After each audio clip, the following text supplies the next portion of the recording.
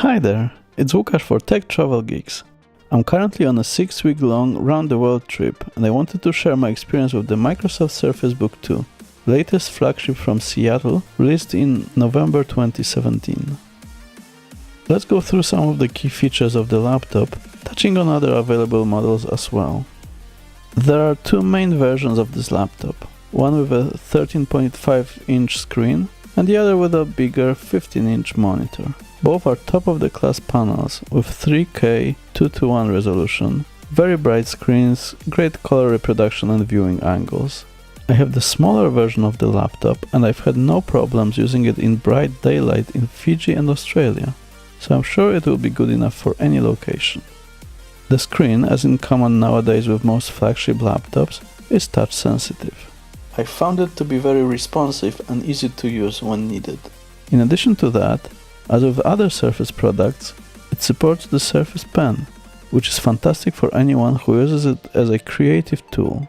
Unfortunately, unlike the previous model, this one doesn't come with a pen included, so it's required to purchase it separately. Since I don't do much drawing or handwriting, I haven't purchased it yet, but based on reviews online, it looks like a good product. The main selling point of the Surface Book 2 and its predecessor is the fact that the screen is detachable. In order to detach it, you have to press a button on the keyboard. The laptop has to be switched on for that though, and it removes very easily. The screen is connected to the rest of the device by a very interesting hinge, which has so far been great. After almost 6 months of use, it's very stable and convenient to use. The screen can go back to around 135 degrees, so it can't go flat, but you can turn the screen around and use it flat, or detach it completely and treat it as a large, powerful tablet. What's very interesting is how the components are distributed. Everything that's needed for it to function is in the screen, including the hard drive, processor, built-in graphics card and all the other components. The keyboard part, on the other hand, has an additional battery and a dedicated NVIDIA graphics card, so for more taxing purposes it's better to use it in the laptop mode, but for anything else, using just the screen is perfectly fine. Furthermore, the build quality of the laptop is fantastic. The silver metallic look is great, with the hinge making it a very unique and easily recognizable laptop. The single Windows logo on the top adds to the premium look. The keyboard is very responsive and a pleasure to type on. I believe it's one of the most convenient ones available. The touchpad has been very good as well, allowing me to edit some videos without any problems. And it all easily fits into my bag, which has been fantastic for travels. When it comes to performance, the laptop supports a number of CPU variants. It starts with the dual-core i5 processor with an Intel HD Graphics 620 integrated graphics card, but it's quite low-end, so I wouldn't recommend it for content creation. There are also Intel Core i7 models available with the 8th generation Kaby Lake R processors. I picked the i7 8650U CPU clocked at 1.9 GHz version to ensure the best performance, but the i5 should be good enough for most casual users like browsing the internet or some basic gaming. It also comes with a few memory options up to 16 GB and up to 1 TB hard drive. When it comes to graphics cards, this is where it differs between the 15-inch and 13.5-inch versions of the laptop. The bigger laptop supports a higher-end graphics card, NVIDIA GeForce GTX 1060 with 6 GB of video memory, compared to GTX 1050 with 2 GB of memory on the smaller model. However, GeForce 1050 is still one of the most powerful mobile graphics cards available, allowing you to play most games on medium or high settings, including popular games like Fortnite. I personally don't play too many games, and my main focus is on content creation. It's here where the Surface Book 2 delivers. It's even capable of editing 4K video in Premiere Pro. This has been a key consideration for my purchase, and I have to say I'm very happy with it.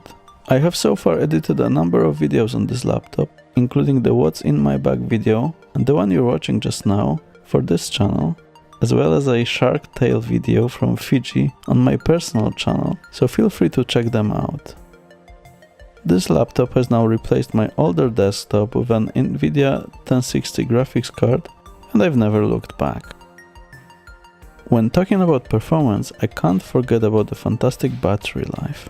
As mentioned earlier, there are two batteries included, one in the screen part and the other in the keyboard part. The former, on its own, can last a few hours, so it's not that amazing. But when attached to the keyboard, the laptop is one of the best ones available, allowing you to use it without charge for a full day. It comes in handy especially during holidays, when you want to take it with you or just don't have an outlet around. The laptop includes a number of very useful ports. The key one for me is the full-size SD card reader, since I spend a lot of time downloading footage from my main camera. It also has two full-size USB 3.0 ports on the left, as well as a USB-C port on the right. The latter, however, is where one of my few issues with this laptop lies. It doesn't support Thunderbolt 3, so it's not possible to connect a separate dedicated graphics card to it, connect more than one 4K monitor, or use other Thunderbolt accessories. And while it supports powering the laptop through this port, it's really slow and it will barely maintain the current battery status instead of actually charging it. Still, it's good that it's included in the first place. For charging instead, you should use the proprietary charging port. On the plus side, it's reversible and magnetic, similarly to what's found in MacBooks, so I've been very happy with it. And there's an extra bonus as well, additional USB out in the power brick itself, which allowed me to charge my phone and camera without the need to bring additional USB chargers. Small thing, but it makes a big difference while traveling. On the screen part, you will find the power button and the volume rocker at the top, and the headphone jack on the side. At the front of the screen, there's a front-facing camera, which takes photos of up to 5 megapixels and records video in Full HD. The front-facing camera is actually great and really clear, amazing for video calls with family while you're away, so it definitely deserves props for it.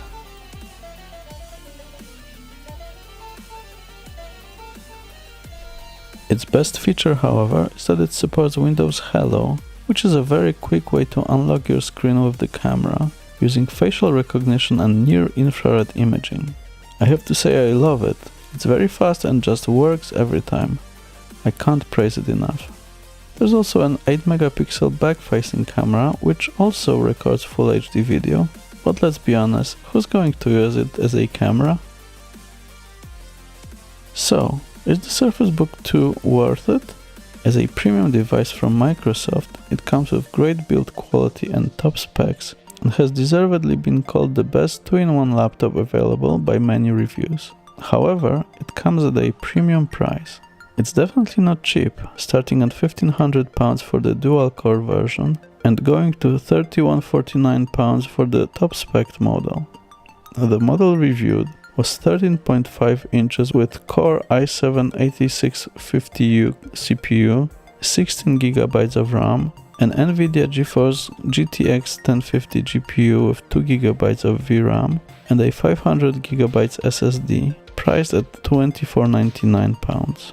You will be able to get cheaper setups from Dell or HP, but you'll sacrifice either build quality or access to top specs. What this laptop is meant to do is to compete with Apple and give an alternative to MacBook Pro.